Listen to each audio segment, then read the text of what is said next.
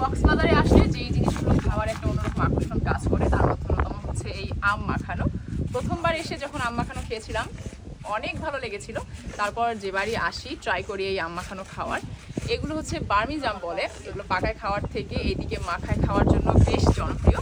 আমি এখন আছি কক্সবাজার সমুদ্র সৈকত থেকে একটু দূরে পাহাড়ি একটা জায়গা, এখানে এটার নাম দেয়া হয়েছে মিনি বান্দরবান। তো পাহাড়ের একদম উপরে উঠে আমি ছোট্ট এক উদ্যোক্তার দেখা পেয়ে গেছি, ইমরান। তো ইমরান, আজকে কি আম মাখানো খাওয়াবে আমাকে? তুমি একাই এই কাজ করো না, তোমার ফ্যামিলির অন্য আরো কেউ যুক্ত আছে তোমার সাথে?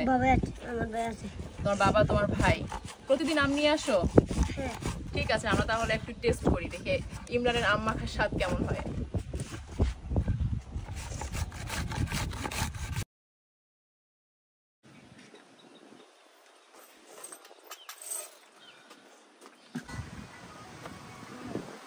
এই আম মাখানোটা খেতে কিন্তু দারুণ। তো আপনারা কে কে কক্সবাজারে এসে এই আম মাখা ট্রাই করেছেন জানাবেন।